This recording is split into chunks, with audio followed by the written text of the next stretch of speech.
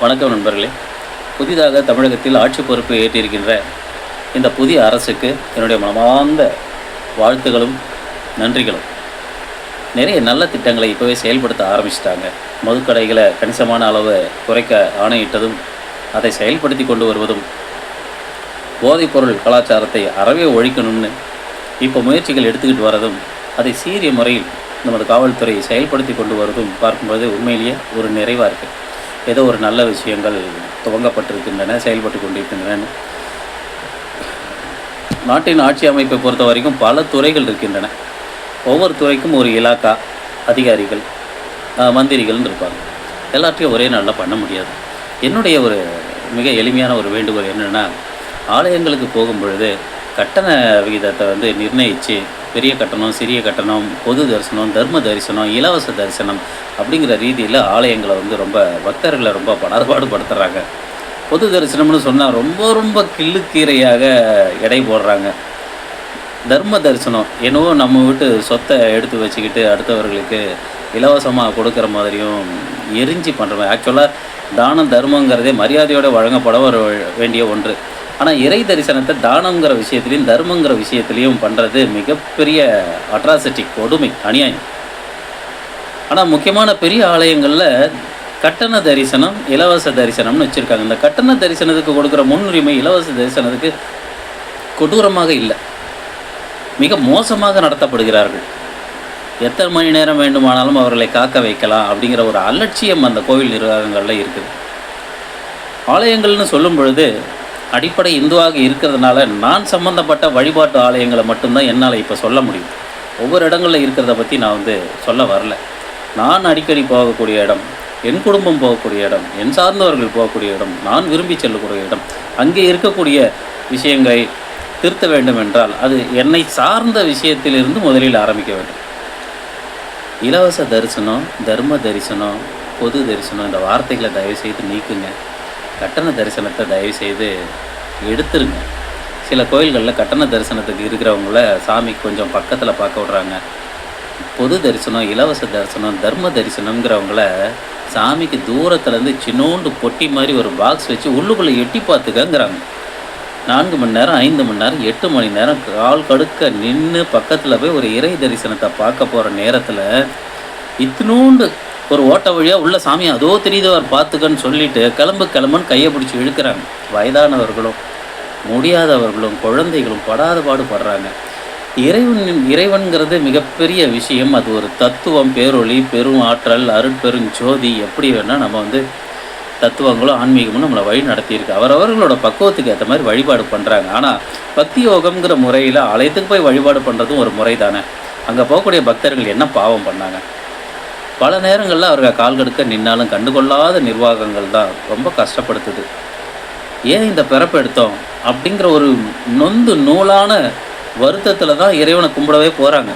ஆனால் அங்கே போய் நிற்கும் பொழுது ஏன் இங்கே நின்னோன்னு மறுபடியும் தன்னையே நொந்து கொள்ளக்கூடிய ஒரு சூழலை ஏற்படுத்து. தன்னுடைய கஷ்டங்களை, வலிகளை, துன்பங்களை, துயரங்களை, ரணங்களை, வேதனைகளை, துக்கங்களை பரிமாறுறதுக்கும் பகவானை இதை சரி பண்ணுன்னு சொல்கிறதுக்கான இடமா ஆலயம் இருக்குது. அதற்காக தான் மன்னர்கள் கட்டி வச்சாங்க. மன்னர்கள் கட்டி வச்சது மக்கள்கிட்ட காசு வாங்கிட்டு கட்டண முறையில் தரிசனம் பண்ணுறதுக்கா? மன்னர்கள் கட்டி வைத்தது மக்களுக்கு இயல்பாக போய் சேரணும், மிக சுலபமாக அவர்கள் இறை தரிசனம் பெறணும், அவர்களுடைய மனதில் இருக்கக்கூடிய நம்பிக்கை வலுப்பெறணும், மேலும் மேலும் அவர்கள் சத்துவ குணத்தோடையும் தர்ம குணத்தோடையும் அறத்தோடையும் வாழணும். இந்த ஒரு வலிமையை அந்த இறை சந்நிதியில் பெறட்டுங்கிற ஒரு பெரிய உயிரிய நோக்கத்தில் தானே ஆலயத்தில் மன்னர்கள் கட்டி வச்சாங்க. இன்னைக்கு எல்லாத்தையும் பாழ்படுத்தி வைக்கிற மாதிரியான ஒரு சூழ்நிலை நிலவுதுங்கய்யா. இதற்கு ஒரு தெளிவான ஒரு தீர்க்கமான கமிட்டி ஒன்றை போட்டு, ஆன்மீக குழு ஒன்றை போட்டு இதுக்கு ஏதாச்சும் ஒரு முடிவு எடுங்க. தரிசனங்கள், இறைவனுடைய தரிசனத்தை ஆலயத்தில் சென்று பார்க்கக்கூடியவர்களுக்கு கொஞ்சம் இலகுவாக அதை பண்ணி கொடுங்க. கொடூரமாக பண்ண வேண்டாம். ஒரு நேரத்தில் எழுத்தாளர், மிகப்பெரிய புகழ்பெற்ற சிறந்த எழுத்தாளர் அமரர் சுஜாதா அவர்கள் எழுதியிருந்தார், மிகப்பெரிய ஆலயங்களில் மிகப்பெரிய கூட்டங்களில் அரை அறையாக கட்டி வச்சு பல மணி கணக்கில் பல நாட்கள் காத்திருந்து இறை தரிசனம் பெறக்கூடிய சில ஆலயங்களில் கன்வேயர் பெல்ட் முறை கொண்டு வந்தால் நல்லாயிருக்கும். தேக்க நிலை இருக்காது. தொடர்ந்து சீராக பக்தர்கள் தரிசனம் செய்வதற்கு வசதியாக இருக்குன்னு ஒரு ஆலோசனையை சொல்லியிருந்தார். அவர் இன்னும் நிறைய ஆலோசனைகளை சொல்லியிருக்கார். ஒரு ஆலயத்துக்கு அடிக்கடி போகிறவங்கிறதுனால எனக்கு அந்த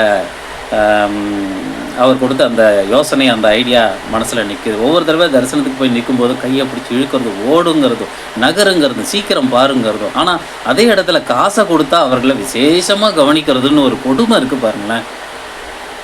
என்னடா இந்த வாழ்க்கைன்னு ஒரு நொந்து நூலாகி இறைவன்கிட்ட போகக்கூடிய இடத்துலையும் என்னடா இந்த நிர்வாகம், என்னடா இந்த இப்படிப்பட்ட ஒரு வாழ்க்கை, நாம் எதற்கும் லாயக்கு இல்லாதவர்களா, அருகதை இல்லாதவர்களா, நாம் எதற்கும் தவிர இறைவனை கோயிலில் போய் குறைய சொல்கிறது கூட தகுதி இல்லாதவர்கள் ஆயிட்டோமான்னு எளிய மனிதர்கள் வருத்தப்படுறாங்க. தயவுசெய்து இதிலையும் கொஞ்சம் கவனம் செலுத்தி உங்கள் மூலமாக நல்ல ஒரு விடிவு ஏற்பட்டால் மிகவும் மகிழ்ச்சியாக இருக்கும். நிறைய ஆலயங்களுக்கு போயிருக்கிறேன். அங்கெல்லாம் மிக இலகுவாக சுலபமாக பார்க்கக்கூடிய விஷயங்கள் இருக்குது. நான் 2 வருடங்களுக்கு முன்னால் மாற்று மத ஆலயங்களுக்கும் வழிபாட்டு ஸ்தலங்களுக்கும் மிகப்பெரிய புனித பயணம் மேற்கொண்டோம் குடும்பத்தோடு. ஒவ்வொரு இடத்துலையும் பார்க்கும்பொழுது சில இடங்களில் அவ்வளோ மரியாதையாக வரவேற்று கூட்டம் என்ன இருந்தாலும் மிகச் சீராக போய் அதை வழிபாடு செய்து வந்தோம். அதெல்லாம் பார்க்கும்பொழுது அந்த மாதிரி நம்ம இடத்துல இருந்தால் நல்லாயிருக்குமே ஒரு சிறிய ஆதங்கம் ஏற்பட தான் செய்யுது. இதில் கொஞ்சம் கூடுதலாக கொஞ்சம் கவனம் செலுத்தி இதற்கு இன்னும் கொஞ்சம் ஒரு பார்வையை செலுத்தி தயவுசெய்து இதற்கான ஒரு நல்ல முடிவை தரணுன்ட்டு நான் இந்த புதிய அரசை கேட்டுக்கிறேன். ஆலயங்கிறது ஒரு நிறுவனம் இல்லை, சம்பாதிக்கக்கூடிய ஒரு இடம் இல்லை, மனிதனுடைய துக்கத்தை போய் பரிமாறி மனசாந்தி அடைவதற்கான ஒரு இடம், புண்ணியத்தை சேர்க்கக்கூடிய ஒரு இடம். இந்த அற்புதமான சனாதன தர்மத்தை கடைபிடித்து கொண்டிருக்கின்ற இந்த ஆலயங்களில் இருக்கக்கூடிய நிர்வாகம் மனிதர்களாக மதிக்கக்கூடியதாகவும் பக்தர்களாக மதிக்கக்கூடியதாகவும் ஒரு நிலையை உருவாக்கணும். இறை தரிசனம் பெற்றோம் அப்படிங்கிற நிம்மதி ஆலயத்துக்கு போயிட்டு வந்த ஒவ்வொருவருக்கும் கிடைக்கணும். அது பணத்தால் நிர்ணயிக்கப்படக்கூடாது. தயவுசெய்து இந்த சாதாரண எளியவனின் வேண்டுகோளை கொஞ்சம் கன்சிடர் பண்ணி இதற்கான ஒரு நல்ல முடிவை தரணும்னு இந்த அரசை நான் கேட்டுக்கொள்கிறேன். அரசாங்கத்துக்கு வேண்டுகோள் விடுக்கக்கூடிய அளவுக்கு பெரிய ஆள் கிடையாது நான். ஆனால் ஒரு சராசரி ஒரு பிரஜையாக, ஒரு பக்தனாக யார்கிட்ட போய் சொல்ல முடியும்? அரசனும் ஆண்டவனும் ஒன்றுன்னு சொல்லுவாங்க இல்லைங்களா? அதனால் ஆள்பவனே ஆண்டவனாகி ஆண்டவனை தரிசிப்பதற்கான ஆள்பவனின் சட்டம் மூலமாக நல்ல விடிவு வரும்ன்ட்டு நம்புகிறேன், வேண்டி கேட்டுக்கிறேன். நன்றி, வணக்கம்.